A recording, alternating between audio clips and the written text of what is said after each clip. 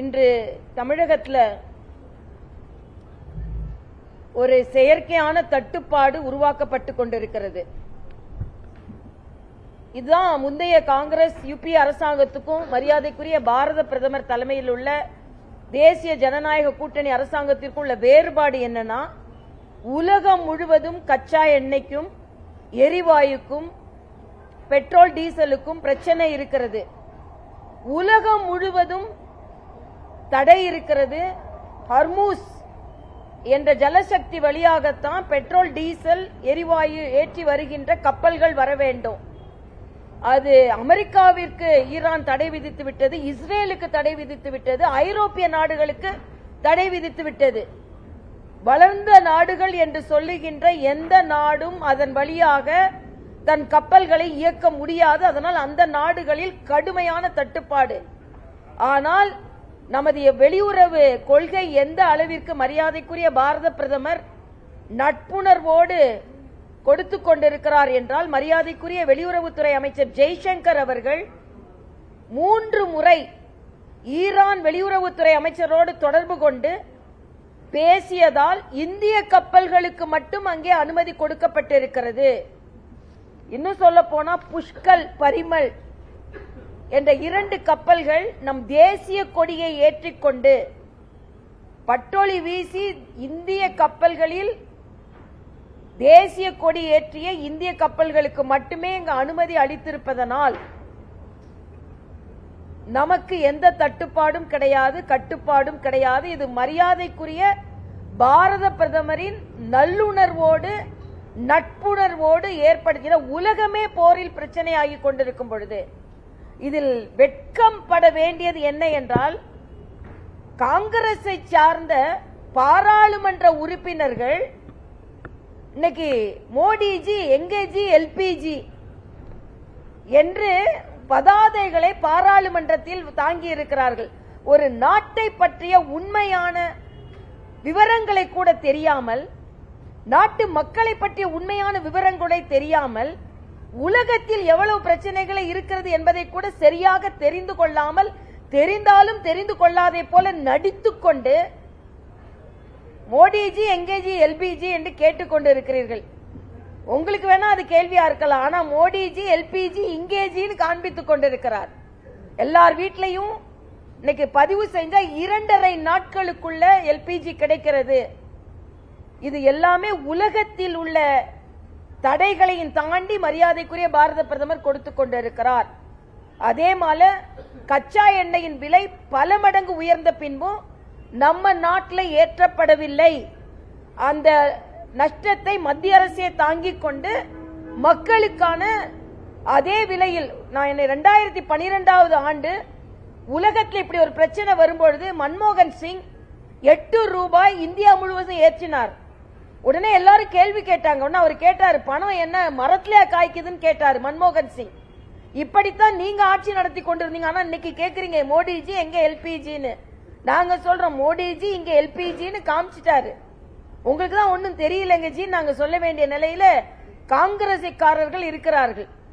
அதனால இன்னைக்கு கச்சா எண்ணெயா இருக்கட்டும், பெட்ரோல், அந்த மாதிரி பொதுமக்கள்கிட்ட ஒரு தாழ்மையான வேண்டுகோள், யாரும் அவசரப்பட்டு 5 லிட்டர் போடுறவங்க 50 லிட்டர் போடுறது, கேன்ல வாங்கி வைக்கிறது, இதெல்லாம் செய்யும் போது ஒரு செயற்கையான தட்டுப்பாடு ஏற்பட்டு விடும். இன்னைக்கு இங்கே நடக்கிறதே செயற்கையான தட்டுப்பாடு தான், உண்மையான தட்டுப்பாடே இல்ல. பீதி வதந்தி. தயவு செய்து அந்த பீதிகளையும் வதந்திகளையும் நம்பாமல் மத்திய அரசு, ஏற்கனவே மரியாதைக்குரிய பாரத பிரதமர் நேற்று திருச்சியில பேசும்போது சொல்லிட்டார், செய்வதெல்லாம் வதந்தி. இது மாதிரி பிரச்சனை வந்த உடனே பெட்ரோலியத்துறை அமைச்சரை கூப்பிட்டு உடனே இந்த பிரச்சனையை எப்படி நிர்வகிக்க வேண்டும் என்று கூட்டம் போட்டு அதை சரி செய்து விட்டோம் என்று மோடி அவர்கள் சொல்லி இருக்கிறார்கள். இதை இந்திய மக்கள் உண்மையிலே சொல்ல வேண்டும் என்றால், இஸ்ரேல்ல நடக்காதது, ஐரோப்பிய நாடுகளில் நடக்காதது, அமெரிக்காவில் நடக்காதது, பாதுகாப்பானது இந்தியாவில் நடந்து கொண்டிருக்கிறது. இதுதான் மோடிஜி மேல மக்கள் வைத்திருக்கின்ற நம்பிக்கையின் அடையாளம். இது உலக நாடுகள் வைத்திருக்கின்ற நம்பிக்கையின் அடையாளம். அது மட்டும் இல்ல, இன்னைக்கு ஹர்மூஸ் மூலமா மட்டும் இல்ல 40 நாடுகளில் இருந்து நாம் கச்சா எண்ணெய் இறக்குமதி செய்கிறோம்.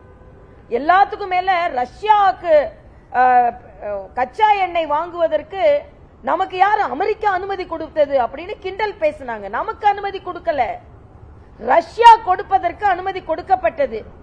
ஆனா இன்னைக்கு மற்ற நாடுகளுக்கு கிடைக்காமல் 45% கச்சா எண்ணெயை நாம் அதிகமாக கொள்முதல் செய்து இன்று வைத்திருக்கிறோம். இதுவும் மரியாதைக்குரிய பாரத பிரதமரின் நிர்வாக திறமையை காண்பிக்கிறது. இதே காங்கிரஸோ திமுகவோ இத மாதிரி ஒரு குழப்பமான சூழ்நிலையில் ஆட்சி செய்து கொண்டிருந்தீர்கள் என்றால் கையை விரிச்சிருப்பீங்க. ஆனா மோடி அவர்கள் அப்படி இல்லை என்பதை நாட்டு மக்கள் புரிந்து கொள்ள வேண்டும் என்பது. சரி, நான் கச்சா எண்ணெயிலிருந்து எரிவாயுலிருந்து தமிழகம் எரிந்து கொண்டிருக்கின்ற ஒரு பிரச்சனைக்கு வருகிறேன். உண்மையிலேயே தமிழகத்தில் கச்சா எண்ணெய் பிரச்சனை இல்லை, எரிவாயு பிரச்சனை இல்லை, எரிசக்தியும் பிரச்சனை இல்லை. ஆனால் உள்ளம் எரிந்து கொண்டிருக்கிறது என்ன என்றால் பெண் குழந்தைகளுக்கு பாதுகாப்பு இல்லை. பொறுப்பு டிஜிபியை வைத்துக் கொண்டு பொறுப்பில்லாமல் காவல்துறை செயலாற்றிக் கொண்டிருக்கிறது. அந்த பொறுப்பை தமிழக அரசாங்கம் தட்டி கழிக்கிறது. வேதனையோடு சொல்கிறேங்க.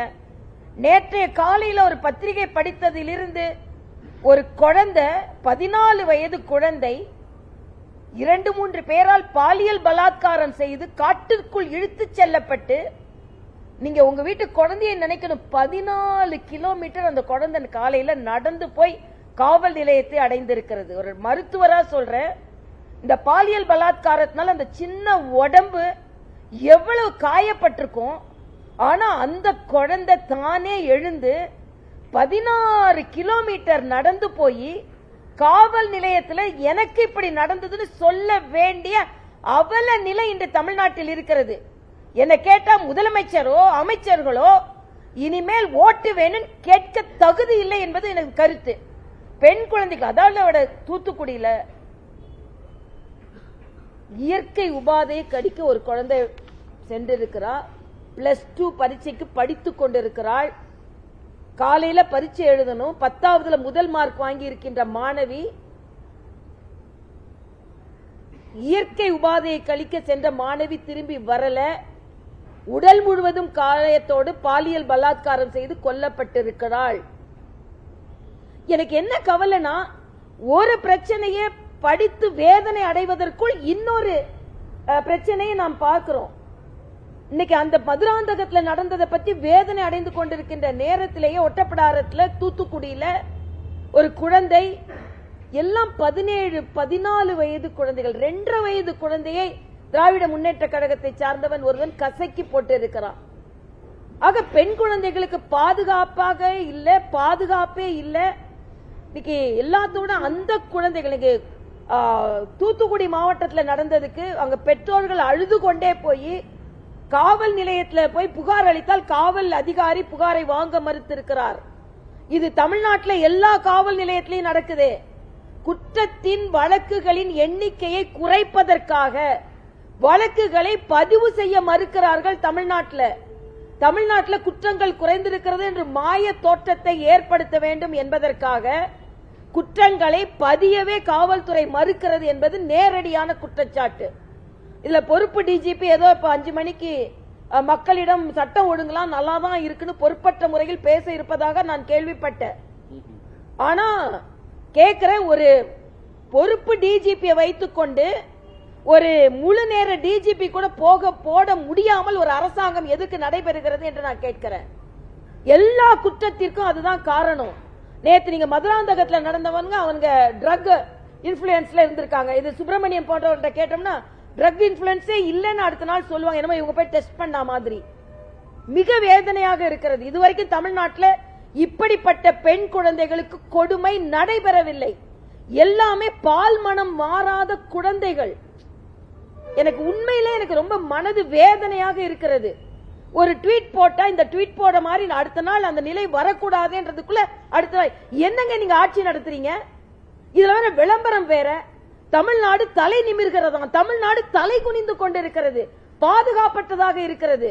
நீங்கெல்லாம் என்ன மாநாடு போட்டு திமுகவிற்கு இந்திய கூட்டணிக்கு ஓட்டு வாங்குறதுக்கு கேட்பதற்கு தகுதி இல்லாதவர்களாக மாறிவிடுகிறீர்கள். ஒரு மாநிலத்துல பெண் குழந்தைகள் பாதுகாப்பாக ஒரு இரவு நேரம் போய் படிக்க முடியல, தனது இயற்கை உபாதையை கழிக்க முடியல, போனா எடுத்துட்டு போயிடுறானுங்க. என்னங்க நடக்குதுங்க இதுல அங்க உள்ள முதலமைச்சர் இதுக்கு என்ன பதில் சொல்றாங்க? எல்லாத்துக்கும் மேல பள்ளி குழந்தைகள் பாதுகாப்புல 44 குழந்தைகள் கோயம்புத்தூர்ல மதிய உணவு சாப்பிட்ட குழந்தைகள் பரிதவித்துக் கொண்டிருக்கிறார்கள். சுருண்டு சுருண்டு சுருண்டு. எனக்கு தெரியுங்க, ஃபுட் பாய்சன் அந்த குழந்தைங்க வயிற்று வலி எப்படி வரும்னு எனக்கு தெரியும். பரிதவித்துக் கொண்டிருக்கிறார். நான் கேட்கிற அன்பில் பொய்யாமொழி அவர்கள், கரூருக்கு உடனே போய் அழுதீங்களே, அங்க குழந்தைங்களை போய் பார்க்க போனீங்களா? முதலமைச்சர் என்ன செய்து கொண்டிருக்கிறார்? ஏதாவது கேட்ட உடனே மணிப்பூரை பாருங்க, மகாராஷ்டிராவை பாருங்க, உங்க ஊரை பாருங்க. அதே மாதிரி இன்னொரு இடத்துல நாய் கடிச்சிருக்கு குழந்தைங்கள. பள்ளியில உள்ள குழந்தைங்க +2 எழுத வந்த குழந்தைங்களுக்கு நாய் கடிச்சிருக்குதுங்க. குழந்தைங்க கூட்ட ஆஸ்பத்திரிக்கு போயிருக்காங்க. என்ன நடக்குது தமிழ்நாட்டில்? பள்ளி போற குழந்தைங்களுக்கும் பாதுகாப்பு இல்ல, ரோட்ல போற குழந்தைங்களுக்கும் பாதுகாப்பு இல்ல. எல்லாம் இங்க குடி போதை இதுதான் நடந்து கொண்டிருக்கிறது. இதுல வேற போதையின் பாதையில் நடைபோடாதீர்கள் விளம்பரம் வேற. அதனால மிக வேதனையாக நாங்கள் இதை பதிவு செய்கிறோம். எல்லாத்துக்கும் மேல மரியாதைக்குரிய பாரத பிரதமர் நேற்று எல்லா அமைச்சர்கள் மீது ஊழல் குற்றச்சாட்டு இருக்குன்னு சொன்னாரு.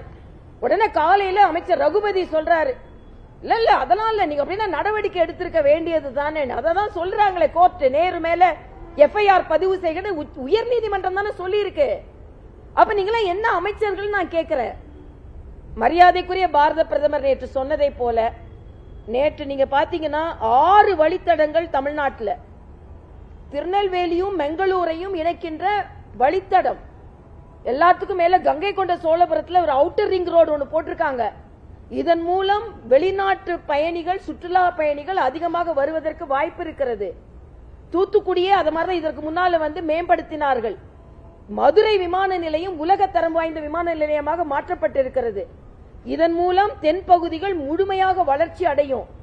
நீங்க பாத்தீங்கன்னா திருநெல்வேலியில மட்டும் இதுவரைக்கும் 30,000 பேர் தான் இறங்கி ஏறுகின்ற வசதி இருக்கின்ற இடத்துல 10 லட்சம் பேர் ஏறலாம் இறங்கலாம். ஆக இதெல்லாம் இன்ஃப்ராஸ்ட்ரக்சர்ல வருமா இல்லையா? முதலமைச்சர் மத்திய அரசின் துணை இல்லாமல் தமிழகம் முதன்மைக்கு வந்திருக்கிறது எப்படி வரும்? 14 லட்சம் கோடிக்கு மத்திய அரசு இன்ஃப்ராஸ்ட்ரக்சரை உருவாக்கி கொடுத்திருக்கிறது. எல்லாத்துக்கும் மேல ராகுல் காந்தி நேத்து ஓம் பிர்லா மேல நம்பிக்கையில்லா தீர்மானம் கொண்டு வந்துட்டு பேசுறதுக்கே ஆளை காணும்.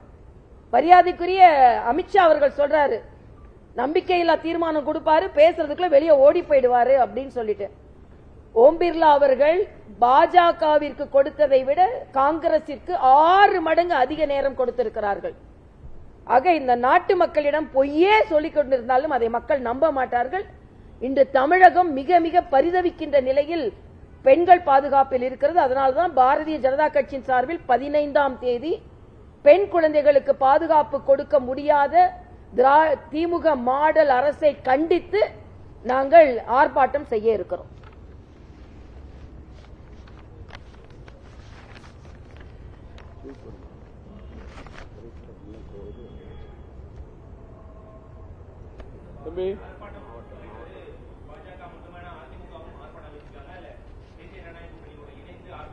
பாரதிய ஜனதா கட்சி அறிவிச்சிருக்கிறோம். அதுல நாங்க அவர்களை அழைத்துக் கொள்வோம்.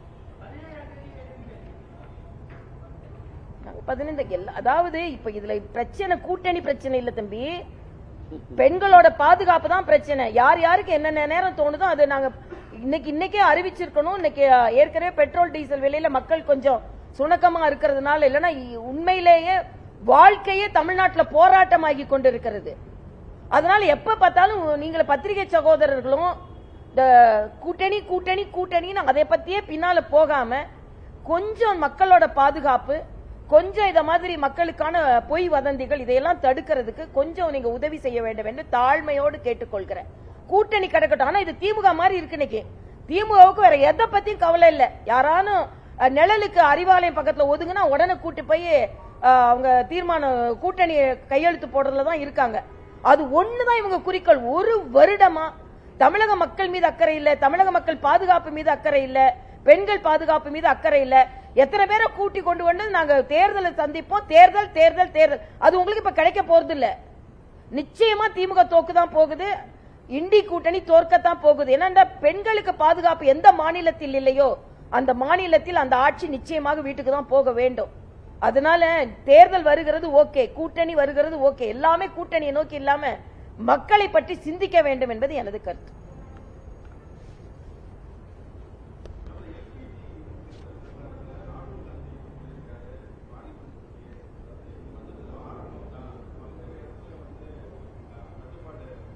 ராகுல் காந்தி தட்டுப்பாடு வேணும்னு நினைக்கிறாரா?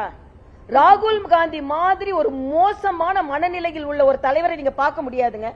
இன்னைக்கு ஹோட்டல்களுக்கு ஏன் கட்டுப்பாடு விதித்தார்கள் என்றால் மிக தெளிவாக மத்திய அரசு சொல்லியிருக்க, நான் இந்திய பெண்களுக்கு தாய்மார்களுக்கு ஒரு வேண்டுகோளை வைக்கிறேன். ஏன் ஹோட்டல்களில் எரிவாயை கட்டுப்படுத்தினோம் என்றால் என் தாய்மார்களுக்கான கேஸ் சிலிண்டர்கள் கிடைக்காமல் போய்விடக் கூடாது என்பதற்காக, வேற எதுக்காகவும் இல்ல.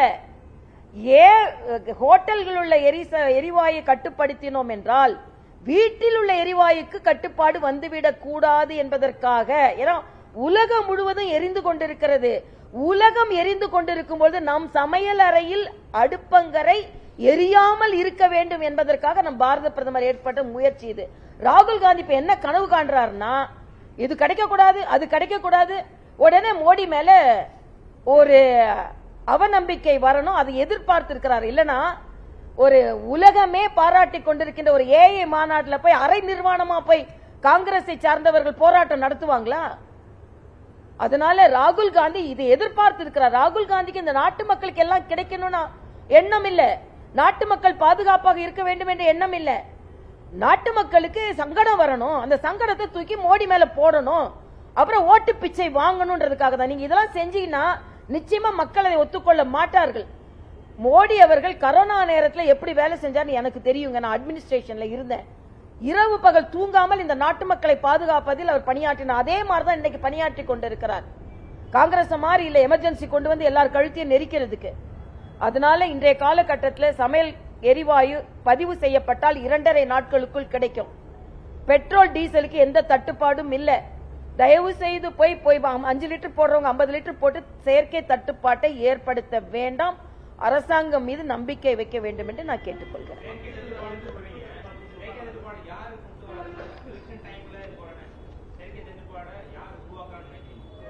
இல்லப்பா, பயத்துல போய் அதிகமா போட்டக்கூடாது. இல்ல கொடுத்திருக்காங்களே மத்திய அரசு. நேற்றே மத்திய அரசிடம் ஒரு செய்தி குறிப்பு வந்திருக்கிறது. பெட்ரோல் துறை அமைச்சரோடு நாங்க பேசிக் கொண்டிருக்கிறோம், யாருக்கும் எந்த தட்டுப்பாடும் இல்லை என்று. அதே மாதிரி ஏன் கேஸ பொது இடங்களில் உள்ள கேஸ் ஏன் கட்டுப்படுத்துறோம்னா வீட்டில் உள்ள கேஸ் தட்டுப்பாடு வந்துவிடக் கூடாது என்பதற்காக. அதே மாதிரி பதிவு செஞ்சா 2.5 நாள்ல. நம்ம பத்திரிகை சகோதரர்கள் என்ன சொல்லணும்னா, வேண்டிய அளவு இருக்கிறது. ஏன் தமிழக அரசே கூட அரசாங்க அலுவலகத்திற்கு வேண்டிய கச்சா எண்ணெயும் எல்லாமே இருக்குன்னு தான் சொல்லியிருக்காங்க. மத்திய அரசும் அதைத்தான் சொல்லியிருக்காங்க. அது மட்டும் இல்ல, நீங்க ஒன்ன புரிந்து கொள்ளணும், அந்த ஹர்மூஸ் வழியா வேற எந்த நாட்டு கப்பலுக்கும் அனுமதி கிடைக்கல. இந்திய கப்பல்களுக்கு, இந்திய கொடிகளை போட்ட கப்பலுக்கு மட்டும் அனுமதி கொடுக்கப்பட்டு இருக்கிறது. அப்பனா நம்ம பிரச்சனையை தீர்த்து இருக்கிறோம். உலகமே எரிந்து கொண்டிருக்கின்ற நேரத்தில் கூட நம்ம வீட்டு அடுப்பு எரிய வேண்டும் என்று பார்த்து கொண்டிருப்பவர் மோடி அவர்கள். அதனால இப்போ நாம இன்னொரு 25 லிட்டர் வாங்கிட்டோம்னா நம்ம சகோதரனுக்கு ஒரு 10 லிட்டர் கிடைக்கிறது கிடைக்காம போயிடும், அப்படி நம்ம நினைக்கணும். அது மட்டும்தான். பொதுமக்கள் எப்பவுமே பீதி அடைவது இயல்பு. பொதுமக்கள் மீது நான் எந்த குறையும் சொல்லல. ஆனா நாம அவங்களுக்கு அதை விழிப்புணர்வு ஏற்படுத்த வேண்டும் என்பது எனது கருத்து.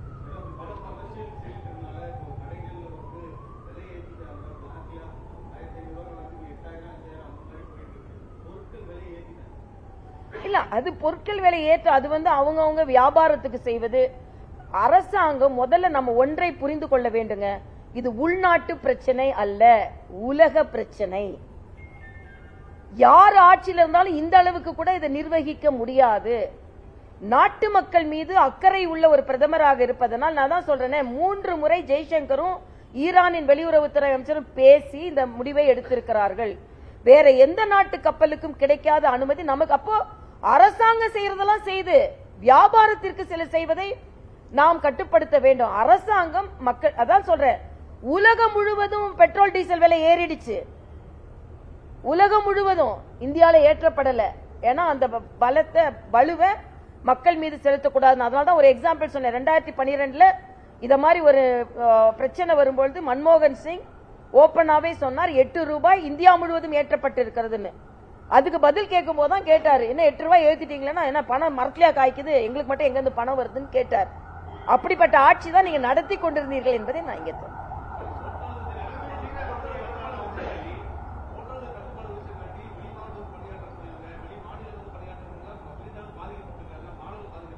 அது உலகம், அதாவது நம்ம வீடு பாதிக்கப்படக்கூடாது இல்லையே. அப்புறம் இப்ப எல்லா பிரச்சனைகளையும் தீர்த்து கொண்டுதான் இருக்கிறாங்க. இப்போ ஒரு இடத்துல பிரச்சனை வரும்போது, உலகத்துல பிரச்சனைன்னு வரும்போது ஏதாவது ஒரு பேலன்ஸ் பண்ணணுமா வேண்டாமா?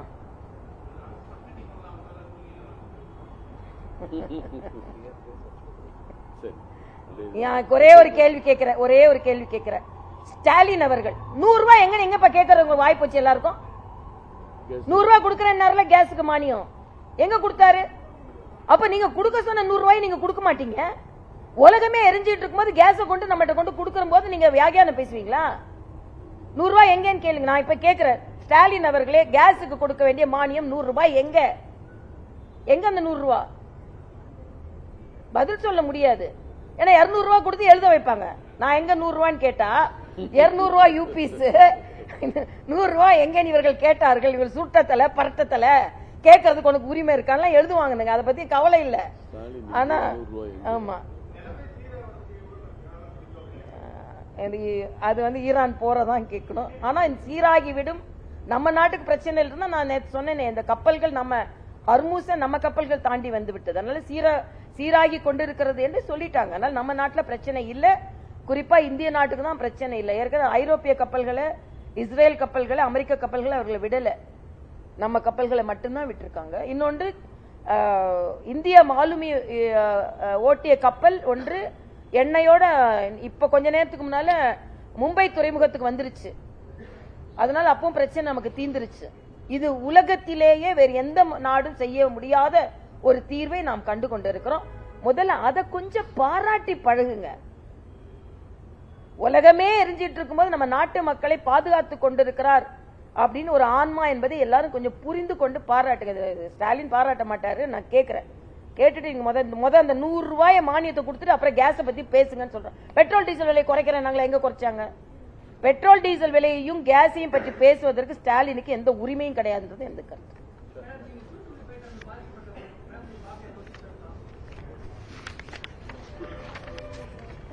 நான் மனது வேதனையா இருக்கு. நான் தூத்துக்குடி போவேன், எல்லா வீட்டுக்கும் நான் போகதான் செய்ய. எல்லா வீடும் தான் தமிழ்நாட்டில் தான் சொன்ன. ட்விட்டர் போட்டு முடிக்கிறதுக்குள்ள இன்னொரு ட்விட்டர் பிரச்சனை வந்துருது. ஒரு அறிக்கை கொடுக்கல இன்னொரு அறிக்கை விட்டுருந்துருது. அதனால எல்லாரோட வீட்டு பெண்கள் கூட நாங்க நின்று கொண்டுதான் இருக்கிறோம். அரசாங்கம் தான் அவங்களை கைவிட்டு கொண்டு இருக்கிறது. எனக்கு உண்மையில அந்த படத்தெல்லாம் பார்த்தீங்கன்னால நிஜமா எனக்கு அந்த ஒரு குழந்தையோட அந்த காலையில +2க்கு படிச்சிட்டு இருக்குது அந்த குழந்தை, 10வதுல முதல் மார்க் வாங்கி இருக்குது. படிச்சிட்டு இருக்கிற குழந்தை இயற்கை பாதை போக முடியல, அதை பிடிச்சி இழுத்துட்டு போறானுங்கன்னா என்னங்க நடக்குது தமிழ்நாட்டில்? என்னொன்னு சொல்றாங்க, சில திருச்சியில் அவங்க மாநாடு நடக்கும்போது பல காவல் நிலையங்கள்ல காவல்துறை அதிகாரிகள் இல்ல, ஏன்னா எல்லாரும் திருச்சிக்கு போயிட்டாங்க அப்படின்னு. அதனால மிக மிக மோசமான நிலை தமிழகத்தில் நடந்து கொண்டிருக்கு. திருச்சியில வேற முதலமைச்சர் சொன்னார், திருச்சி பல திருப்பங்களை கொடுக்கும். ஆமா, திருச்சி பல திருப்பங்களை கொடுக்கும். நீங்க எங்களோட பிரதமரும் திருச்சியில வந்தா பேசி இருக்கிறாரு. நிச்சயமாக மாற்றத்தை கொடுக்கும், ஆட்சி மாற்றம் ஏற்படும்.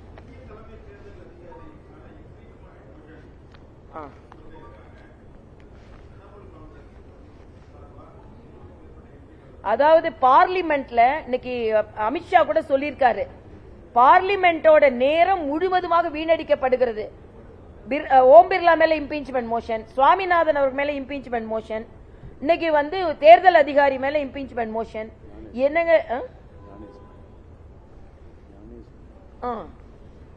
அவர் மேல எல்லார் மேலும் இப்படி கொடுத்து கொண்டிருந்தால் இன்னைக்கு எல்லாமே டிஸ்ப்ரூவ் ஆயிட்டு இருக்கு. ராகுல் காந்தி என்ன சொன்னாரு? ஓட்டு திருட்டுன்னு சொன்னாரு. அப்புறம் இன்னைக்கு தேர்தல் அதிகாரி மேல கொடுத்தா, நீங்க பீகார்ல 84 லட்சம் நீக்கிட்டாங்க அப்படின்னு சொன்னீங்க. ஒருத்தர் கூட கம்ப்ளைண்ட் பண்ணல. இங்க தமிழ்நாட்டில் மட்டும் என்னங்க நடந்தது?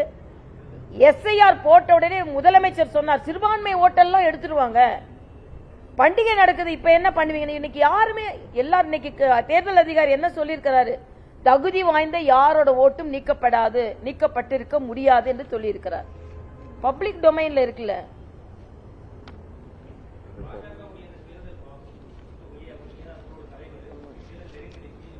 இதுல ஒரு மகிழ்ச்சியான ஒரு விஷயம் என்னன்னா, பொதுமக்களின் பங்களிப்பு என்னை மகிழ்ச்சி அடைய செய்கிறது. 13,800 பேர் மிஸ்ட் கால் மூலமா எங்களை பதிவு செய்திருக்கிறாங்க.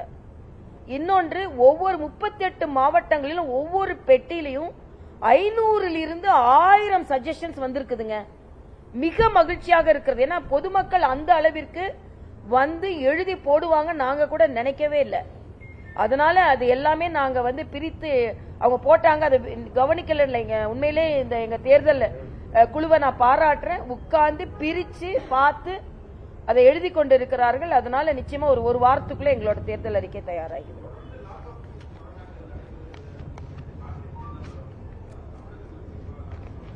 கார்த்திக் சிதம்பரத்துக்கிட்ட அவரோட அலுவலகம் தாக்கப்பட்டதற்கு தமிழக அரசின் பதில் என்ன? அதாவது ஒரு பாராளுமன்ற உறுப்பினர் டெல்லியில வாக்கிங் போகும்போது அவங்க செயின் காணாம போயிடுச்சு. உடனே டெல்லியே சரியில்லை அப்படின்னு சொல்லிட்டு இருந்தாங்க. ஆனா இன்னைக்கு அவங்களோட கூட பணி செய்து கொண்டிருக்கின்ற ஒரு பாராளுமன்ற உறுப்பினரோட இடம் தாக்கப்பட்டிருக்கிறது. கார்த்திக் சிதம்பா ஒரு பாராளுமன்ற உறுப்பினரின் அலுவலகத்திற்கே பாதுகாப்பு இல்லாத சட்டம் ஒழுங்கு நிலை. அலுவலகத்துக்கும் பாதுகாப்பு இல்ல, பெண் குழந்தைகளுக்கும் பாதுகாப்பு இல்ல. அப்புறம் என்ன நீங்க சொல்றீங்க? இதே ஒருவேளை ஒரு எம்பியோட அலுவலகம் வட இந்தியால தாக்கப்பட்டிருந்தா உடனே இவங்க எல்லாம் நோ கான்பிடன்ஸ் மோஷன் கொண்டு வருவாங்களா இல்லையா? பெண்களுக்கு பார்லிமெண்ட் உறுப்பினர்களுக்கு பாதுகாப்பு இல்லைன்னு கொண்டு வாங்க. 40 பேரும் போய் பார்லிமெண்ட் உறுப்பினர்களுக்கு பாதுகாப்பு இல்லைன்னு நம்பிக்கையில்லா தீர்மானம் கொடுங்க பார்லிமெண்ட்ல போய். இப்ப தமிழ்நாட்டில் எது நடந்தாலும் ஒன்னும் பிரச்சனை இல்லை உங்களுக்கு. கார்த்திக் சிதம்பரமே அந்த தனது அவநம்பிக்கையை தமிழ்நாட்டில் என்னோட அலுவலகத்துக்கே பாதுகாப்பு இல்லை என்பதை தெரிவிக்க வேண்டும் என்பது எனது கருத்து.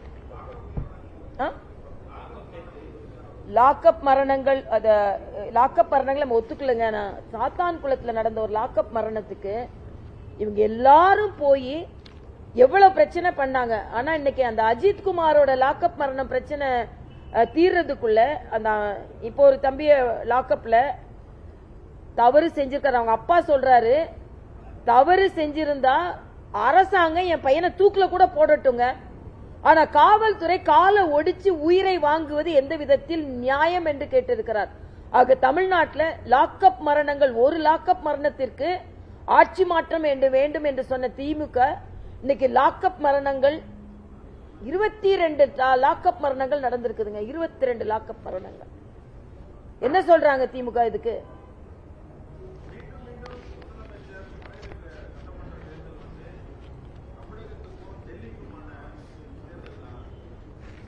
இதுல முதலமைச்சர் நான் ஒன்னே ஒண்ணு சொல்றேன், திமுகவிற்கும் தமிழக மக்களுக்குமான தேர்தல் இது, போட்டி இது.